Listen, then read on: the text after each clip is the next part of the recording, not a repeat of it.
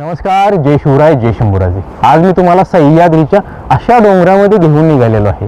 त्या ठिकाणी 5000 वर्षापूर्वी डोंगर पोखरून बनवलेल्या अनेक प्राचीन गुहा आपल्याला बघायला मिळतात। गुहेच्या आतमध्ये महादेवाची पिंड आहे। पिंडीच्या तिन्ही बाजूने दगडामध्ये बनवलेले एक सारखे खांब आहेत आणि खांबांच्या चारही बाजूने एक भुयारी मार्ग आहे जो पिंडीची प्रदक्षिणा घालण्यासाठी उपयोगात आणला जातो। हे सर्व प्राचीन काळामध्ये कसे बनवले असेल, दगडावर दगड मारून त्या गुहा कशा बनवलेल्या असतील हे आता आपल्याला त्या ठिकाणी जाऊन प्रत्यक्षात बघायचे आहे। सर्वात महत्त्वाची गोष्ट म्हणजे डोंगरामधून पडणारा धबधबा बघून आपल्याला असे वाटते जणू काय निसर्ग स्वतः पिंडीवर जलाभिषेक करत आहे। हे सर्व कसे बनवले असेल ते आपल्याला गुहेच्या आतमध्ये जाऊन बघायचे आहे। त्यासाठी तुम्ही देखील माझ्यासोबत व्हिडिओमध्ये बनून राहा, म्हणजे तुम्हाला देखील समजेल सह्याद्री पर्वत रांगेमध्ये अशा पण काही प्राचीन गुहा आहेत। त्या गुहांच्या आतमध्ये हजारो वर्षापूर्वी बनवलेली शंभू महादेवाची पिंड आहे। त्यासाठी आपल्याला माझ्या मागे असलेला हा सह्याद्री डोंगर चढून वरती जावं लागणार आहे। वरती जाण्यासाठी कमीत कमी आपल्याला 500 ते 600 पायऱ्या चढत आणि निसर्गात सुंदर अनुभव घेत त्या ठिकाणी पोहोचायचं आहे। तर चला मित्रांनो, सातारा जिल्ह्यातील पाटण तालुक्यातील एराडवाडीच्या वरती असलेल्या सह्याद्री पर्वतामध्ये जाऊन शंभू महादेवाची गुहेतील पिंडी बघून दर्शन घेऊया। मित्रांनो, तुम्ही बघू शकता रिमझिम पाऊस पडायला सुरुवात झालेली आहे। हे आहे रुद्रेश्वर देवालयाचे प्रवेशद्वार।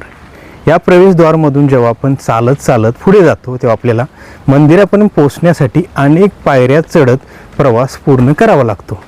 आणि पावसाळ्यामध्ये या डोंगरातील व्ह्यू कसा आहे बघू शकता। अशा रिमझिम पावसामधून डोंगरामधून प्रवास करत जाण्याचा अनुभव वेगळाच असतो। वरती असलेला सह्याद्री पठार, या सह्याद्री पठारांच्या पर्वत रांगेमध्ये आपल्याला महादेवाचे मंदिर बघायचे आहे। आणि हे मंदिर दगडाला कोरून बनवलेल्या गुहेच्या आतमध्ये आहे। आणि पावसाळ्यातील दिवस असल्यामुळे इथला व्ह्यू कसा आहे तुम्ही बघू शकता। माझ्या मागून अनेक भक्त भगवंताचे दर्शन घेण्यासाठी आता वरती निघालेले आहेत। अशा सुंदर नजाराचा अनुभव घेत आता आपण या पायऱ्या चढत डोंगरामध्ये प्रवेश करायचा आहे। आणि इथला व्ह्यू अतिशय सुंदर आहे। पाऊस रिमझिम पडत आहे आणि वारे पण जोरदार सुटलेला आहे। वरती जाताना आपल्याला भरपूर शिड्या चढत प्रवास करावा लागतो आणि ह्या शिड्या पूर्णपणे चढाण असल्यामुळे थोडा दम पण लागतो। बघा, इथला व्ह्यू बघण्यासाठी किती सुंदर आहे। आणि आता आपल्याला जवळ आल्यानंतर धबधब्याचा आवाज पण येऊ लागला आहे। म्हणजे ज्या ठिकाणी गुहा आहेत आणि गुहेच्या बाहेर पडणारा धबधबा भरपूर मोठा असू शकतो। आणि हा धबधबा आपल्याला आता दिसू लागला आहे। बघू शकता तुम्ही सह्याद्रीच्या उंच डोंगरामधून पडणारा हा सुंदर धबधबा आणि त्या धबधब्याच्या खाली असलेल्या त्या प्राचीन गुहा। दुरून बघितल्यानंतर असे वाटत नाही की या धबधब्याच्या खाली गुहा असतील आणि त्या गुहेच्या आतमध्ये महादेवाची पिंड असेल। बघा, हा सुंदर धबधबा आपल्याला प्रत्यक्षात त्या ठिकाणी जाऊन बघायचा आहे आणि महादेवाचे दर्शन देखील घ्यायचं आहे।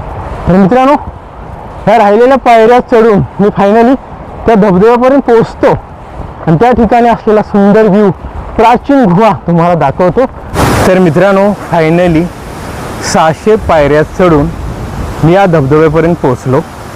आपल्याला आता या धबधब्याच्या आतमध्ये असलेल्या गुहेमध्ये प्रवेश करायचा आहे। पण सर्वप्रथम आपण हा धबधबा बघूया जो शंकराच्या पिंडीवर जलाभिषेक कसा करतो। आणि हा धबधबा आणि हा निसर्ग बघून मन एकदम प्रसन्न होतं, कारण या निसर्गाच्या सानिध्याचा अनुभव जो आपण प्रत्यक्षात या ठिकाणी घेऊन घेतो तेव्हा वेगळाच नजारा आणि वेगळाच अनुभव आपल्याला या ठिकाणी आल्यानंतर बघायला मिळतो। मित्रांनो, तुम्ही बघू शकता फायनली त्या डोंगराच्या वरती मी पोचलो आणि समोरचा नजारा बघून खूप आनंद झाला। सह्याद्रीच्या उंच डोंगरामधून पडणार हे पाणी पांढऱ्या शुभ रंगामध्ये धबधब्याचा आकार कसे घेते आणि खाली पडल्यानंतर कसे दिसते हे देखील तुम्ही बघू शकता। आता आपण ह्या पाण्यामधून चालत चालत पुढे जाऊया आणि या धबधब्याला एकदम जवळून बघूया आपल्याला हा धबधबा कसा अनुभव देतो। बघू शकता मित्रांनो, त्या धबधब्याच्या साईडला हे गुहा आहे आणि मागे असलेली सर्वात मोठी गुहा ज्यामध्ये महादेवाची पिंड आहे। त्या ठिकाणी पोहोचण्या अगोदर हा धबधबा वरून खाली पडताना कसा दिसतोय त्याचा सुंदर अनुभव आता आपण अनुभवूया। बघा, वरून खाली पडणारे पांढरे शुभ्र पाणी आणि या धबधब्याचा आवाज किती गोड आणि मधुर आहे। या गुहेमध्ये जाण्या अगोदर आपण सर्वप्रथम महादेवाच्या या प्राचीन नंदीचे दर्शन घेऊया। बघू शकता तुम्ही, त्या नंदीची पण तोडफोड मुघल कालखंडात झालेली असावी। नंदीची तोंड तोडलेले आहे कोणीतरी। आणि या सह्याद्रीच्या डोंगरामध्ये अनेक गुहा आपल्याला बघायला मिळतात, पाण्याची कुंड पण बघायला मिळतात। हे सर्व बघण्या अगोदर आपण ह्या मेन गुहेमध्ये प्रवेश करूया। मेन गुहेमध्ये जाताना आपल्याला त्या धबधब्याच्या पाण्यामधून पुढे जावं लागतं। बघू शकता तुम्ही, या सह्याद्रीच्या काळ्या खडकाला पोखरून बनवलेली ही प्राचीन गुहा। त्या गुहेमध्ये आल्यानंतर सर्वप्रथम आपल्याला शंभू महादेवाचा नंदी या ठिकाणी बघायला मिळतो। नंदीचे आपण दर्शन घेऊया। ओम नमः शिवाय। काळ्या पाषाणामध्ये बनवलेला हा नंदी कसा आहे तुम्ही बघू शकता। आणि ह्या दगडावर बनवलेली नक्षीकला नंदीला किती सुंदर रूप देत आहे हे देखील तुम्ही बघा आणि भगवंताच्या नंदीचे दर्शन घ्या। आम्ही तुम्हाला म्हटलं होतं महादेवाच्या पिंडीच्या तिन्ही बाजूने त्या दगडांच्या खांबांच्या आकारातील नक्षीकला आपल्याला बघायला मिळतं। आणि हे खांब दगडामध्ये कसे कोरलेले आहेत हे देखील तुम्ही बघा। आणि ह्या खांबांच्या पलीकडून एक भुयारी मार्ग आहे जो आपल्याला महादेवाच्या पिंडीची प्रदक्षिणा घालण्यासाठी वापरता येतो। त्यामध्ये आपण जायचं आहे, पण सर्वप्रथम महादेवाच्या पिंडीचे आपण दर्शन घेऊया। ओम नमः शिवाय। तुम्ही बघू शकता महादेवाची ही प्राचीन पिंड काळ्या पाषाणामध्ये कशी बनवलेली आहे। तुम्ही दर्शन घ्या। कर्पूर गौरम करुणावतारम संसार सारम भुजगेंद्रहारम सदा वसंतम हृदयारविंदे भवम भवानी सहितम नमामि। भगवंताचं दर्शन घेतल्यानंतर आपण या खांबांच्या मागे असलेल्या भुयारी मार्गामधून पुढे जाऊन बघूया। या भुयारी मार्गामधून आपण पुढे जाऊ शकत नाही, कारण काही मूर्त्या आणि नारियल वगैरे ठेवलेले आहेत, त्यामुळे त्यांना ओलांडून पुढे जाणे शक्य नाही। आणि हे खांब दगडामध्ये कसे कोरलेले आहेत हे तुम्हाला बघायला मिळत असेल। आता आपण बघूया ही गुहा आतमधून कशी कोरलेली आहे। त्या काळ्या खडकाला कसा आकार देण्यात आलेला आहे हे तुम्ही बघू शकता। वरती काही निशाणी पण आहेत। अशा निशाणी गुहेच्या तिन्ही बाजूने आपल्याला बघायला मिळतात। आता आपण भगवंताचं दर्शन घेतलं, आता बाहेर निघूया आणि इथे असलेल्या अजून काही गुहेंचा अनुभव घेऊया। बघू शकता तुम्ही, महादेवाच्या पिंडीच्या साईडला असलेल्या ह्या गुहेमध्ये आता आपण प्रवेश करायचा आहे। भरपूर मोठी ही गुहा आहे आणि आतमध्ये यात्रा ज्यावेळी या ठिकाणी होते त्यासाठी लागणारे सामान वगैरे ठेवलेले आहे। म्हणजे शिवरात्रीला या ठिकाणी खूप मोठी यात्रा होती, त्यासाठी लागणारी ही कढाई, या कढाईमध्ये प्रसाद वगैरे केला जातो आणि काही सामान देखील या गुहेमध्ये ठेवलेलं आहे। आणि ही गुहा त्या खडकाला पोखरून कशी बनवलेली आहे हे तुम्ही प्रत्यक्षात बघत असाल। आता आपण तिथून पुढे जाऊया आणि अजून काही या ठिकाणी गुहा आहेत त्या देखील बघूया। बघा, त्या ठिकाणी पण आपल्याला अजून एक गुहा बघायला मिळते। त्या गुहेमध्ये आपल्याला काय बघायला मिळते हे देखील बघण्यासारखे आहे। बघू शकता तुम्ही, गुहेच्या बाहेर पडणारे पाणी। ही गुहा जरी लहान असली तरी काळ्या खडकाला पोखरून कशी बनवलेली आहे हे तुम्ही बघू शकता। आणि वरती असलेले हे सह्याद्रीचे काळे खडक, हे खडक खूप कठीण असते आणि अशा दगडाला फोडण्यासाठी या आधुनिक जगामध्ये मशिनरीचा उपयोग केला जातो, पण प्राचीन काळामध्ये फक्त दगडाला दगडावर मारून किंवा छिन्नी आणि हातोडीचा उपयोग करून हे सर्व काही बनवलेले आहे।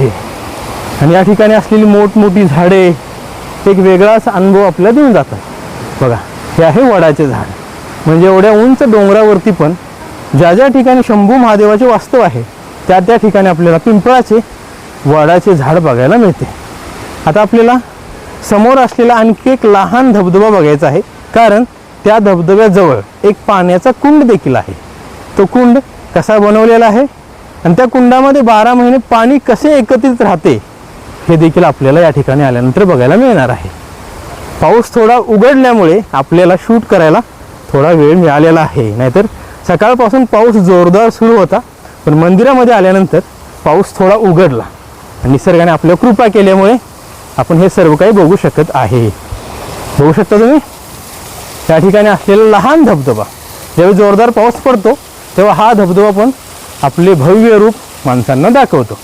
आणि या धबधब्याच्या साईडला असा एक पाण्याचा कुंड आहे जो बाहेरून दिसत नाही, पण जवळ गेला आपण त्याला बघू शकतो. या कुंडाजवळ जाण्यासाठी आपल्याला खतरनाक प्रवास करावा लागणार आहे, कारण त्या ठिकाणी जाण्यासाठी वाट नाही. त्यामुळे ह्या दगडावर पाय ठेवत ह्या दगडांना पकडत पुढे निघालेलो आहे. जर पाय घसरला तर आपण पडू शकतो. पावसाळ्यात या दगडावर शेवाळे असते, त्यामुळे थोडं सावधगिरी बाळगत त्या कुंडाच्या जवळ मी पोचलो. बघा मित्रांनो, हा आहे पाण्याचा कुंड आणि आतमध्ये स्वच्छ पाणी आपल्याला बघायला मिळते. आणि हा कुंड मंदिरापासून दूर का बनवला त्याचा अंदाज आपल्याला नाही, पण तुम्हाला जर माहीत असेल तर तुम्ही सांगू शकता. कारण हा कुंड मंदिरापासून 100 मीटर दूर आहे. म्हणजे या कुंडाला बघितल्यानंतर आपण अंदाज लावू शकत नाही की या ठिकाणी पण पाणी असू शकते.